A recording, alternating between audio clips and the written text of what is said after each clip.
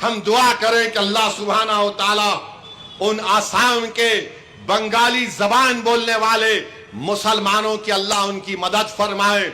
जो हुकूमत जुल्म कर रही है, याद रखो तुम वक्तिया तौर पर जुल्म करोगे, तुम्हारा जुल्म मिटेगा इंशाअल्लाह ताला।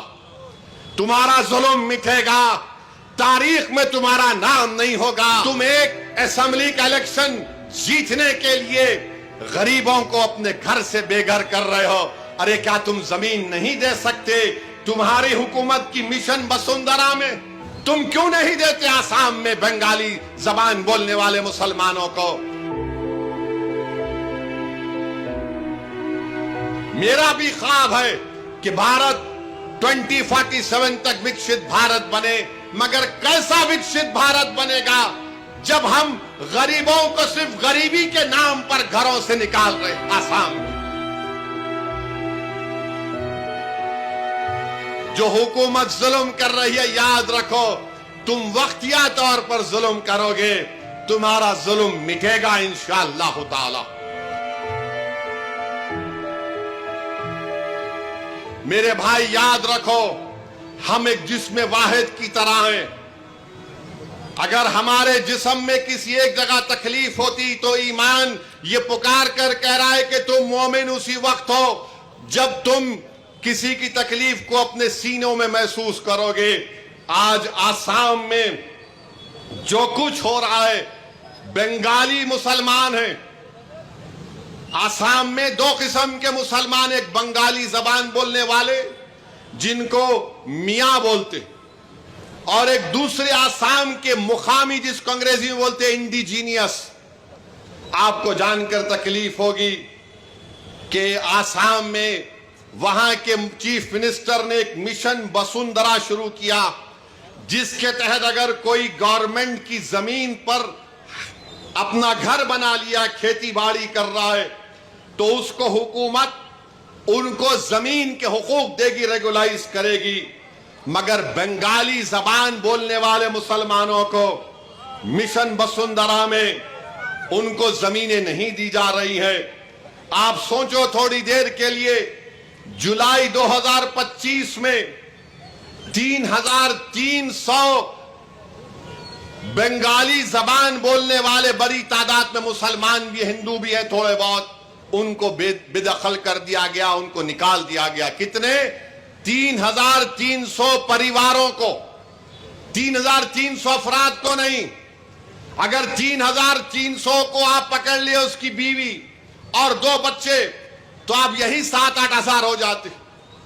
एक महीना भी नहीं खत्म होने आ रहा है, करीब 7000 लोग बेघर हो गए। डुबरी में, लखीमपुर में, नलबारी में, गोलपारा में, और जो गवर्नमेंट लैंड पर घर बना लिए, फॉरेस्ट लैंड पर घर बना लिए।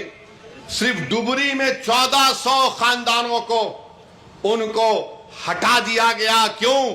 क्योंकि वहां के मुख्यमंत्री कह रहे मैं थर्मल प्लांट बनाऊंगा। एक बड़े सरमायादार को बुलाकर कह रहे और पावर प्लांट बना रहे, और 1400 लोगों को बेघर कर दिया गया। फिर जुलाई 12 को आसाम के मुख्यमंत्री ने बयान दिया कि ये कौन बंगाली मुसलमान जबान बोलने वाले मुसलमान हैं जो 200 की 300 किलोमीटर दूर जाकर अपने घर बार को बसाते हैं। ये साजिश है, कह रहे वो, कह रहे साजिश है हमको अकलियत बनाने के लिए। क्या कोई चीफ मिनिस्टर इस तरह की बात करेगा? जो बाबा साहेब अंबेडकर के संविधान पर हल्फ लिया, ओत लिया, और फिर 11 जुलाई को चीफ मिनिस्टर ने कहा कि हम 25,000 एकड़ को साफ कर चुके हैं, 25,000 एकड़ को। और फिर 12 सितंबर 2024 को पुलिस फायरिंग में जुबैर अली, हैदर अली की मौत हो गई।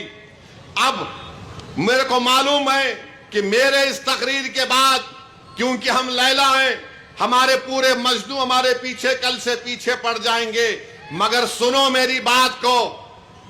आसाम की इकोनॉमिक सर्वे की रिपोर्ट है असेंबली की 2016-17 में, जिस रिपोर्ट को आसाम के असेंबली में टेबल किया गया था, वो ये कह रही है कि 7000 किलोमीटर 7,000 स्क्वायर किलोमीटर आसाम की जमीन पानी से कट जाती है।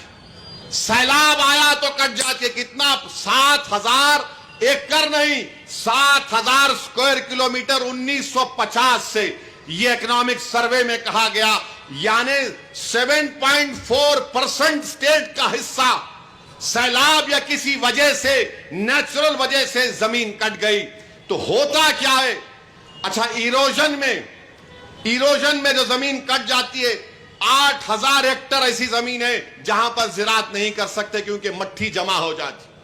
और आसाम में क्या होता? सैलाब आया तो लोग, ये जमीन कट गई, एक 10 गांव चले गए तो कश्ती में अपना सामान रखा, दूसरी जगह पर जाकर अपनी झोपड़ी लगा ली।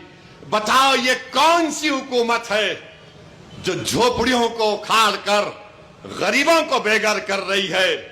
कैसा भारत, विकसित भारत बनेगा? मेरा भी ख्वाब है कि भारत 2047 तक विकसित भारत बने, मगर कैसा विकसित भारत बनेगा जब हम गरीबों को सिर्फ गरीबी के नाम पर घरों से निकाल रहे आसाम में? और क्या यह बात सच नहीं है कि 9 अप्रैल इंडिया टुडे का कॉन्फ्रेंस में लेट अरुण जेटली ने क्या ये नहीं कहा था कि भारत में 30 करोड़ लोगों के पास जमीन नहीं है? 30 करोड़ गरीबों के पास भारत में जमीन नहीं है। बताओ मोदी जी, बताओ आरएसएस, बताओ बीजेपी के नेता जो आए दिन गालियां देते हैं। अरुण जेटली ने कहा था 2015 इंडिया टुडे के कॉन्क्लेव कॉन्फ्रेंस में 9 अप्रैल को, 30 करोड़ लोगों के पास भारत के जमीन नहीं, लैंडलेस है। और आसाम में एक तरफा कार्रवाई की जा रही, एक तरफा कार्रवाई हो रही है। हम दुआ करें कि अल्लाह सुब्हानहू व तआला उन आसाम के बंगाली जबान बोलने वाले मुसलमानों की अल्लाह उनकी मदद फरमाए। जो हुकूमत जुल्म कर रही है, याद रखो, तुम वक्तिया तौर पर जुल्म करोगे, तुम्हारा जुल्म मिटेगा इंशाअल्लाह ताला। तुम्हारा जुल्म मिटेगा, तारीख में तुम्हारा नाम नहीं होगा। तुम एक असेंबली का इलेक्शन जीतने के लिए गरीबों को अपने घर से बेघर कर रहे हो। अरे क्या तुम जमीन नहीं दे सकते? तुम्हारी हुकूमत की मिशन वसुंधरा में तुम क्यों नहीं देते आसाम में बंगाली जबान बोलने वाले मुसलमानों को? तो मेरे अजीज दोस्तों और बुजुर्गों, ये बहुत जरूरी है कि हम इन बंगाली जबान बोलने वाले हमारे मुस्लिम भाइयों को याद रखें।